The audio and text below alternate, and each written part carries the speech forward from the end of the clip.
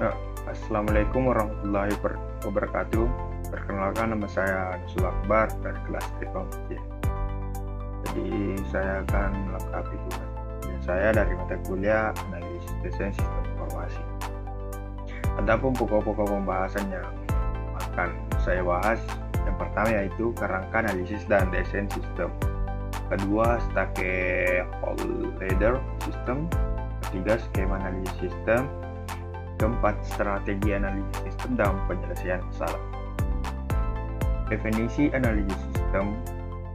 Yang keenam, terakhir, kajian analisis sistem. Tujuan subpokok bahasa. Pertama, mengetahui kerangka analisis dan desain sistem. Kedua, mengetahui stakeholder system. Ketiga, memahami skema analisis sistem, metodologi FAS. Keempat, strategi analisis sistem dan penyelesaian masalah. Kelima, definisi analisis sistem. Keenam, kajian analisis sistem. Adapun pendahuluan, sistem informasi terdiri dari gabungan manusia, data proses antarmuka, dan database untuk mendukung dan meningkatkan operasi harian suatu organisasi atau perusahaan bisnis, serta memenuhi keperluan informasi pengelola dalam menyelesaikan masalah dan membuat keputusan. Adapun pembahasan pertama, kerangka analisis dan desain sistem. Sistem informasi dalam organisasi mengcapture, mencatat, atau merekam dalam file yang permanen, dan mengelola data untuk menghasilkan informasi berguna yang mendukung sebuah organisasi serta karyawan, pelanggan, pemasok barang, dan mereka. Kedua, sistem proses dan transaksi. Sistem ini memproses bisnis seperti kartu absen, pembayaran, dan reservasi.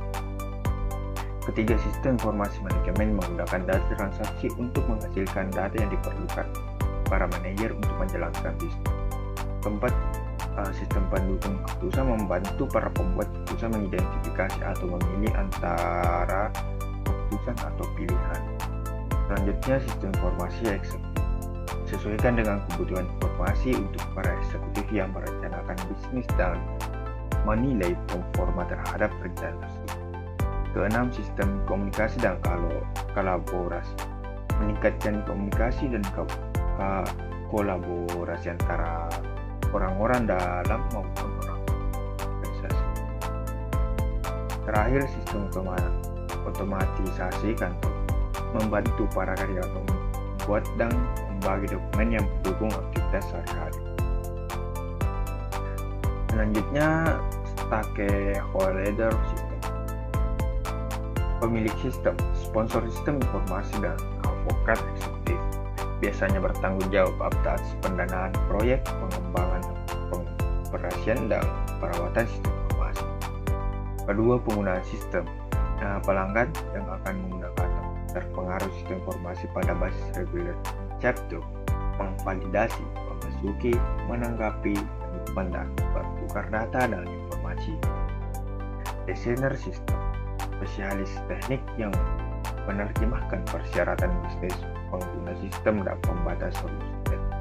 Dia mendesain database, input, output, screen, layar, tampilan, jaringan, dan perangkat lunak komputer yang akan memenuhi persyaratan pengguna sistem.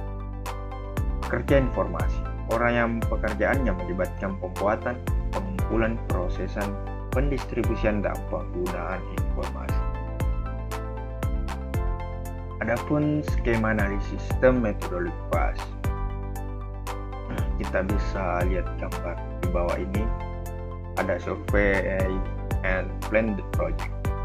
Kemudian documentation, repository, project and system scope, study and analysis, the sheeting, system improvement, objective, define and prioritize the process. Selanjutnya, strategi analisis sistem dan penyelesaian masalah. Analisis berstruktur modern. Analisis berstruktur modern, teknik analisis berdasarkan proses yang digunakan untuk memodelkan kebutuhan sebuah sistem. Model digambarkan secara berstruktur dan menunjukkan proses input, output, dan file yang diperlukan. Selanjutnya adalah definisi analisis sistem.